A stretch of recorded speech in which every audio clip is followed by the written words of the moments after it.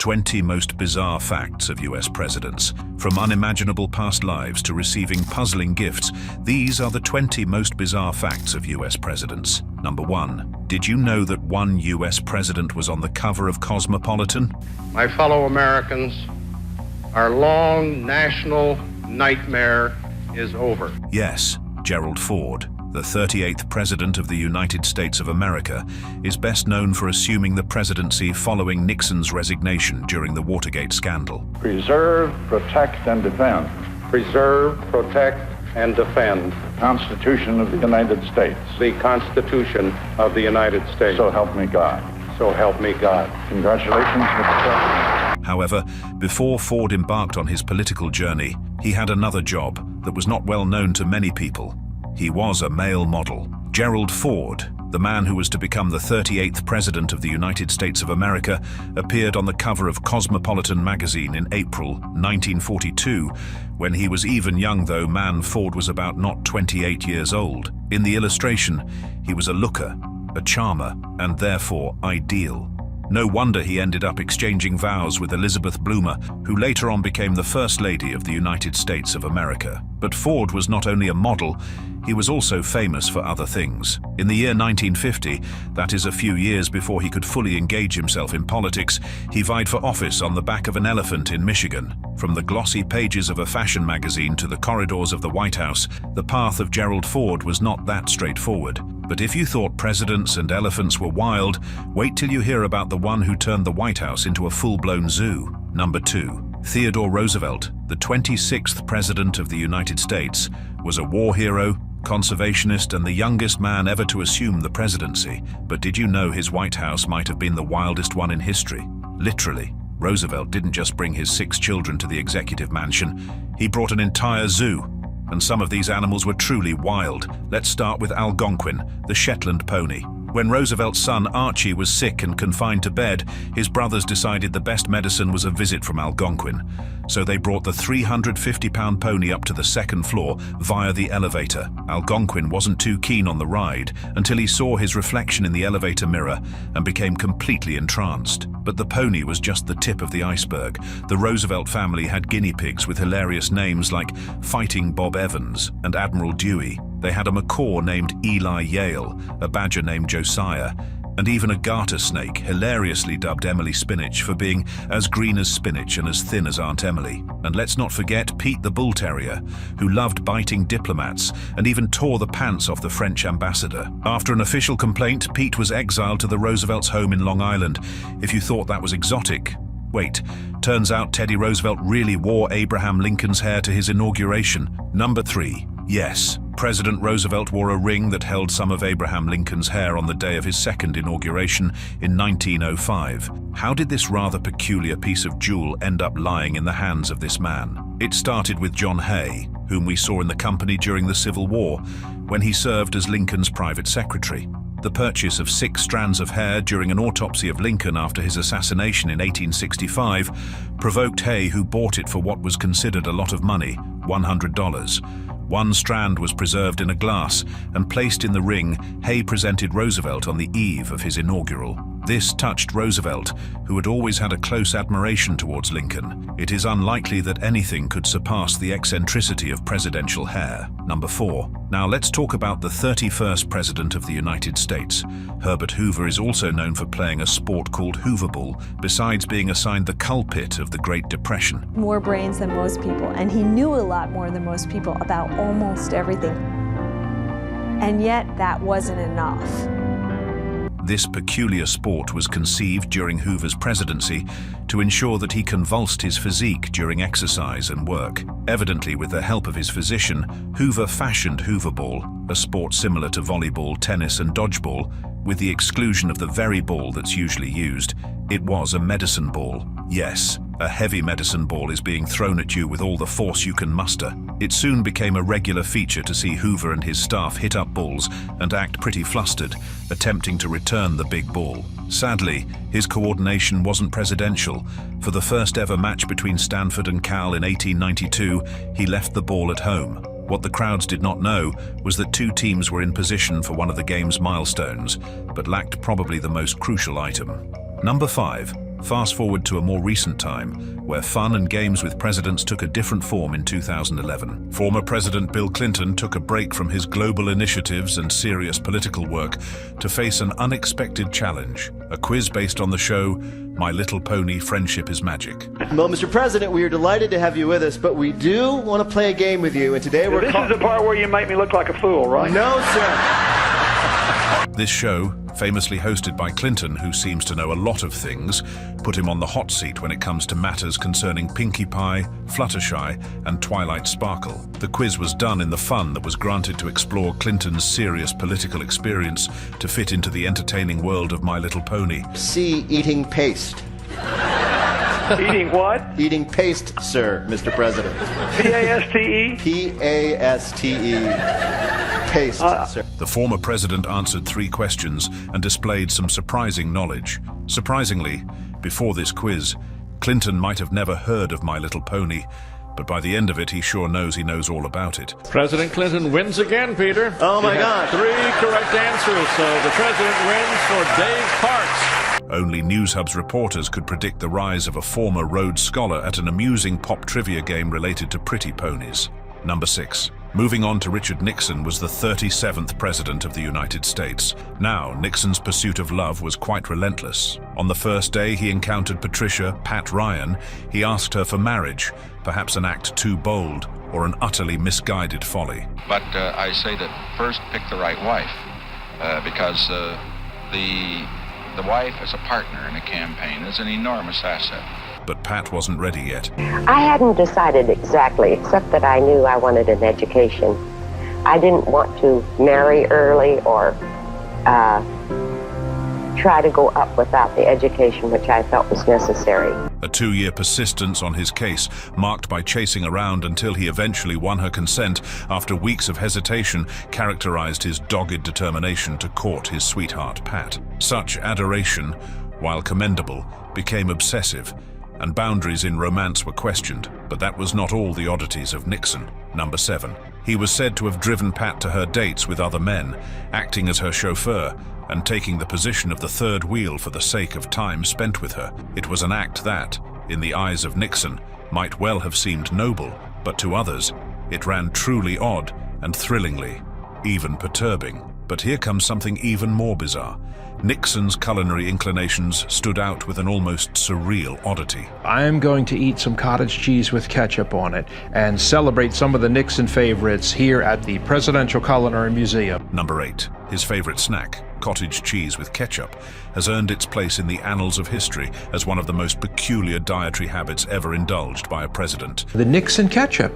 And who knew that President Nixon loved ketchup so much? Also, President Trump loves ketchup. The oddity doesn't end there. Nixon went so far as to have yogurt flown in daily from California. This is a man who sought comfort in the most unorthodox of ways, mundane and extravagant at the same time. Number 9. If you thought the eccentricities of a cottage-loving president were strange, the tale of the missing wife in a president's autobiography is bound to be even more bizarre. Martin Van Buren, the 8th President of the United States, wrote an autobiography that runs to almost 800 pages.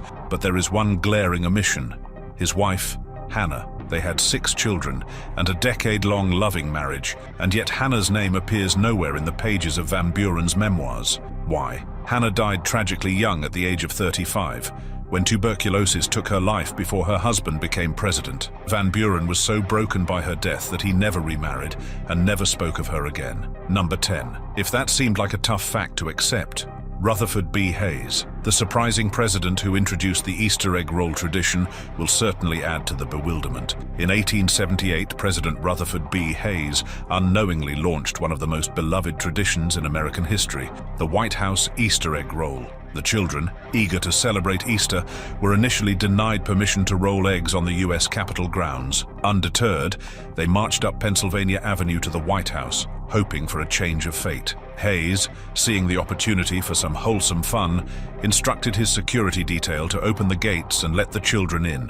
What started as a spontaneous, impromptu decision soon became an annual event, drawing throngs of eager egg rollers to the South Lawn. Today, the Easter egg roll remains one of the most cherished springtime traditions in Washington, D.C., thanks to one president's simple act of kindness and a few rolling eggs. Number 11. If you think the Easter egg roll sounds bizarre, then Gerald Ford, the president who hosted the ultimate prom party, will truly surprise you. In 1975, Gerald Ford took the White House's role as a family-friendly abode to new heights by hosting the first ever presidential prom, courtesy of his daughter, 17-year-old Susan Ford. The Holton Arms School senior prom took over the East Room for one unforgettable night. Imagine high school dance vibes with a side of Swedish meatballs, an intergalactic band, and the Secret Service lurking around like a silent chaperone. Not every high schooler can say they've danced in the halls of power, especially with the Secret Service keeping an eye on the dance floor. Number 12. A presidential prom party might sound outlandish, but the assassination attempt on FDR's life is even more startling in its audacity. On February 15, 1933, as President-elect Franklin D. Roosevelt delivered a speech from the back of his open touring car in Miami's Bayfront Park, a deranged bricklayer named Giuseppe Zangara took aim at the future leader of the free world. Zangara fired 6 rounds, hitting 5 bystanders, but miraculously, Roosevelt was unharmed. The mayor of Chicago, Anton Kermack, was the unfortunate victim, mortally wounded in the attack. The drama that followed was chaos. Zangara was tackled by a crowd that might have lynched him on the spot, but Roosevelt intervened, telling the crowd to calm down. Though the assassination attempt was tragic, it enhanced Roosevelt's image as a calm, strong leader, undaunted by danger. Number 13. What could be more bizarre than an assassination attempt on a president? How about when Mr. T played Santa, combining holiday magic with a touch of Hollywood flair for a truly unforgettable moment? With Mr. T finally persuaded to fulfill the role of Santa Claus at the White House, this has become an iconic holiday moment. Yes, you read that right. Mr. T, the tough guy star of the A-Team, was dressed in a jolly red suit, spreading holiday cheer in the nation's capital. But the magic didn't end there. It became even more surreal when the First Lady, Nancy Reagan, sat on Mr. T's lap and was photographed, capturing that moment of blending politics, pop culture, and festive whimsy in one unforgettable snapshot. Number 14. If you thought that was odd, the mystery of Harry S. Truman's middle name is even stranger.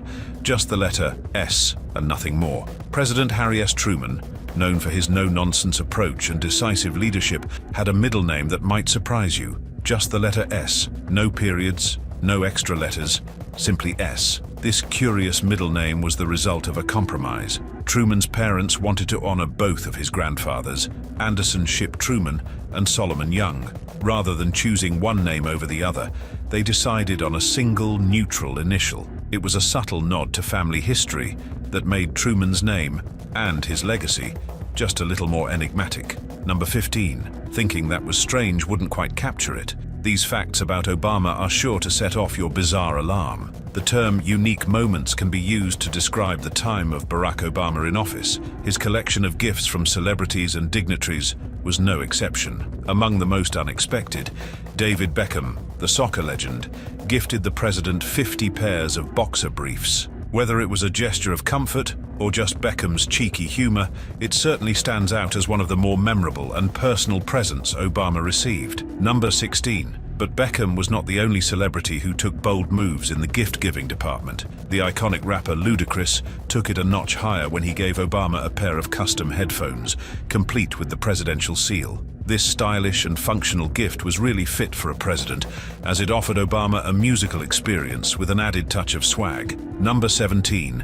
Not all gifts, however, were flashy or fashionable. During a diplomatic visit to Colombia, the village of Turbaco offered Obama a pet donkey. In typical diplomatic fashion, Obama politely declined the unusual offer, choosing not to add a furry companion to the White House. The donkey did not make it into the presidential residence, but the gesture was a memorable part of his international exchanges. Number 18.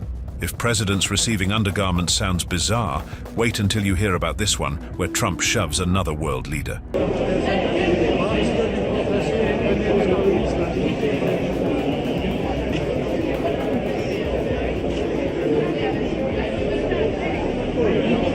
No one quite knew what to expect when President Donald Trump attended his first NATO summit in May 2017. True to form, Trump did not disappoint when he criticized NATO members for not paying their fair share. But it was not his fiery speech that hit the headlines. It was a seemingly casual moment during the official photo session that would go viral. Number 19. Is shoving another world leader crazier than saluting an enemy's general? I'd say it certainly is. Donald Trump's diplomatic relationship with North Korea's leader Kim Jong-un is one for the history books. Trump became the first sitting US president to meet with a North Korean leader, a dramatic shift given the absence of formal diplomatic relations between the two countries. My friend.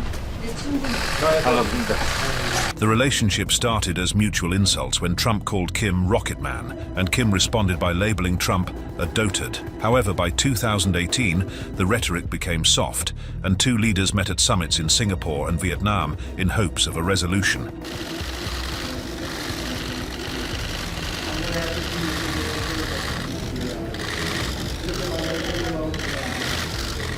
In a particularly strange moment during the Singapore summit, Trump gained a lot of media attention.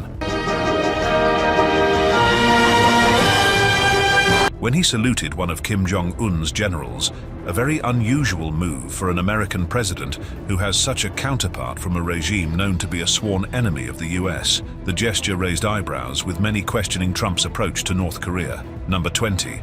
If you thought that was crazy, consider this. President Biden pardoned his son, Hunter Biden. On December 1st, 2024, President Joe Biden made a big announcement, pointing out that he decided to pardon his son, Hunter Biden, who is to be sentenced this month for federal tax and gun offenses. The statement included Biden as the president affirming his support and love for Hunter, his son, who was facing legal accusations. The pardon declaration was a climactic moment in a year that saw politics and rampant litigation on various aspects in the aftermath of the 2024 election, shaping the political system even more. So, which of these facts do you think was the most bizarre? Don't forget to let us know in the comments. And if you like this video, don't forget to leave a like and subscribe to the channel. Until then, see you on the next one.